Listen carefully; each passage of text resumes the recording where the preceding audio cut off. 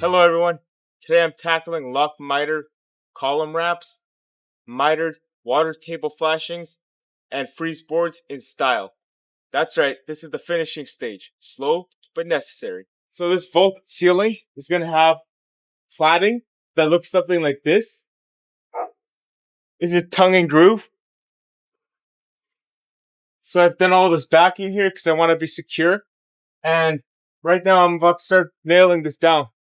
So you can see a lot of backing with pocket screws, and that's all I've been doing so far.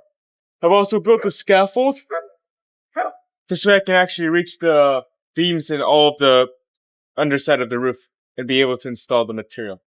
So we're going to start installing this stuff and see how it looks. You can see I tacked this board in the end over there, and now I'm going to use this claw bar, and this is why I really like the backing actually, because pushing the boards into each other, cinching them tight, it's kind of challenging.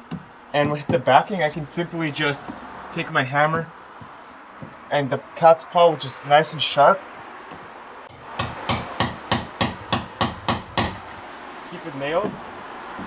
And I do that every little bit here and there, wherever it's bowed.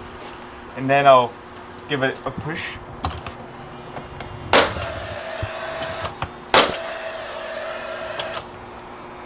Then I'm going to move over here, do the same thing at the end.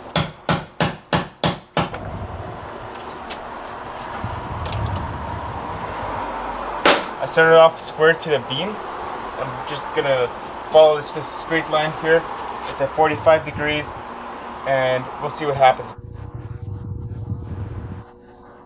I'm on the roof. This is the post, and this is my beam. I just slid it on, and now I'm gonna cap it off. So you can see it's been slid on all the way from there to here.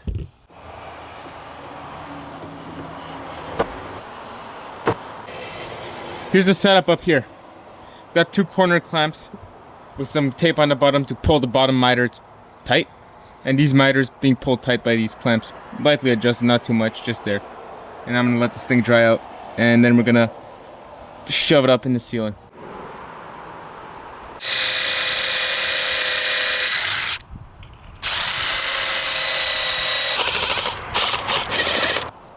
That's pretty good. Chicken legs. Right? We've got to hit the gym. We've got to bulk these legs up a little bit. And that's my job, is to get these legs bulked up so it looks proper. Anyways, I'm going to do that by first installing a big plywood column wrap. And also going to put in flashing down there to shed water. It's also known as a water table. And then we're going to have some trim at the top. Trim, column wrap, and water table.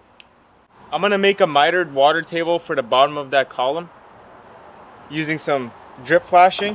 This is just a head flashing, drip edge on it and everything. And I'm gonna bend it 45s all the way around. I've measured it out already and everything. So I'm just gonna start with the first cuts, which are also the last cuts. You'll see what I mean, the first or the last. So you have to be very careful with how it's done. But it's just a bunch of miter cuts and stuff. Everything's 45s. And it's pretty much all it is.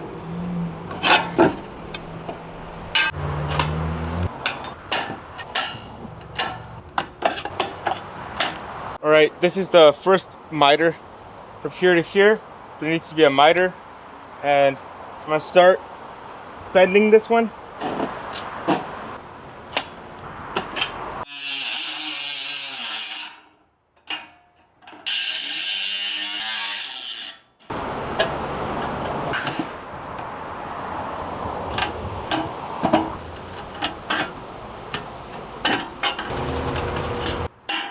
Fold it over, and you get your 45, just like this. See that? And we're gonna repeat that 2 more times, and then the last one's gonna be just a 45, and it will return onto here with these tabs, and it'll lock in. I just finished the train. Here's what it looks like. There's the first, the second, the third 45. The first has tabs to accept the last. The last has no tabs. That one has it all sticking up, the male. Okay. Regular 45 miter. Crazy train.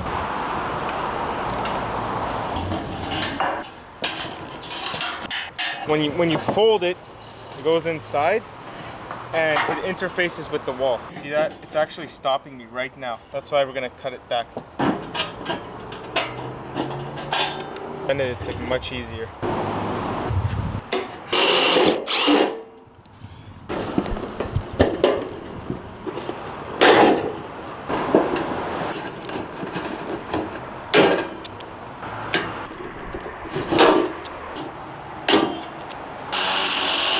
Pretty self-explanatory.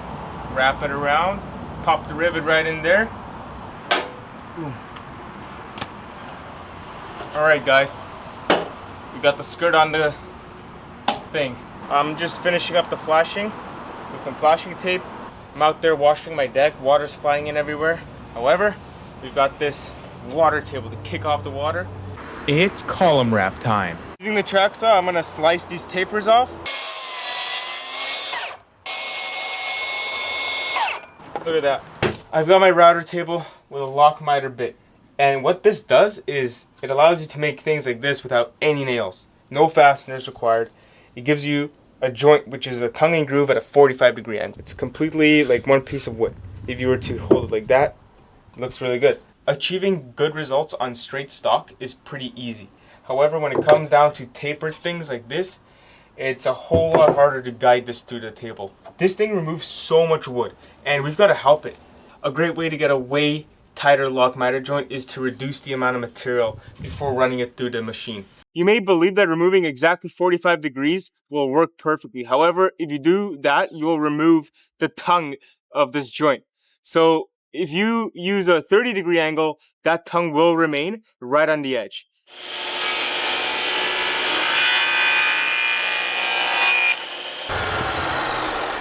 I'm going to run my tapered piece through the table saw with a scrap piece of wood attached to it. And this scrap piece of wood is going to become a guide for that router table. I'll show you how it's going to work, but you basically need to have the same distance plane on the top, and having a taper does not allow you to do that. So I'm going to create that. We've got that piece on there, got a staple in it and some tape, and now I'm going to run it vertically through my lock miter. I've got all these feather boards going, and now I am putting this through. Now I bring this close to the bit.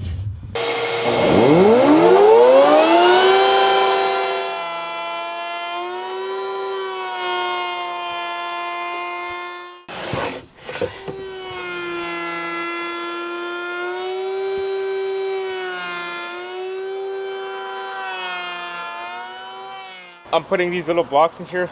Look at what they do. And I put everything together. Do you see that? How it's gonna form a smaller square that's exactly 5.5 by 5.5, but plus a little bit of space. This is so that it can rest against the post. Imagine that column is on my post. How do you keep it square? I've got a square right here. These are all square to each other, and the distances are the same. Imagine this is on. I'll slide it through like this, and it's gonna go in the same hole the screw, square the column. Show you what I'm talking about. Zoom in on that. Do you see that? You wanna clamp the right way. I'm gonna apply pressure this way, so that that tongue goes into this tongue.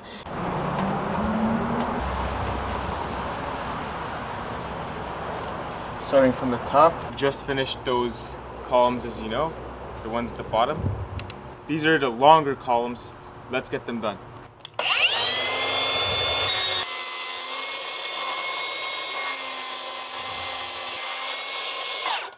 Guys, look. This is a cut off lock miter. And I'm going to put it right in here into this lock miter, which we cut before, so that it can lock in. Just like this. Push it in. And that's going to help support the tapered piece, which equals out the distances. This way I can run it through and all the feather boards will contact and press down. Hammer tacker. So now I can lift it up. See that shit? Very, very strong. It's like one piece now. I'm putting tape on the column right now, so that it stays together while I move it on and get the second piece on. Pretty tight. Now we're ready to move. Let's get the shit on. I was skeptical at first, but now I'm confident in using lock miter bits for creating strong beam and column wraps, and I confirm that peace of mind is the best part of this system. A bunch of taping and cutting later, I've installed all of the masking for this side of the house. Now, I'm using this kind of masking tape because over here I've set up my Airless paint sprayer. It's right behind me, and this is a kind of DIY model. It uses this hose to suck paint right out of the can, and then I have the spray gun right here. With this, pressure sprays on, no compressor needed, it's got a pump. So basically like a spray can. And it's gonna end up looking something like this over here. I'll show you what it's supposed to look like. You can see I've got the style going on. Soft shell clam to remind me of the beach, along with some black trim, wood all the way around so that it can match. The black really makes the wood grain pop. We've got that going. I've got my scaffolds up. Masking is pretty straightforward, nothing to be said there. Now all I've got to do is just get my water bucket pump, prime the thing, get the paint in there, and just start blasting away. Soft shell clam, baby. Let's get it.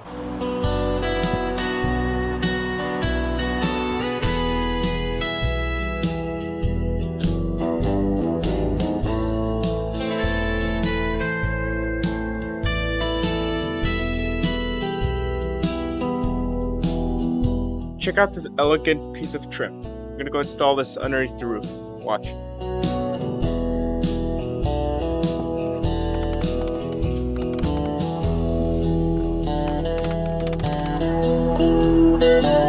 What's up, guys? As you can see, I've actually went really far with the finishing, and I'm on my last piece of trim here.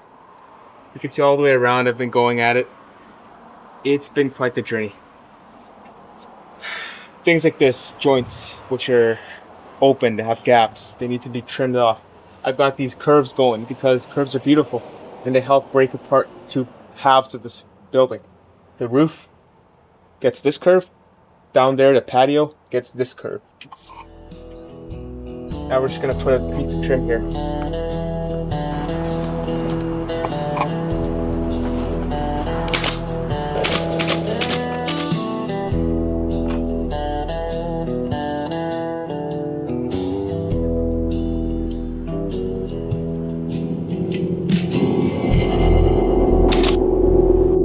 That's it, we're done.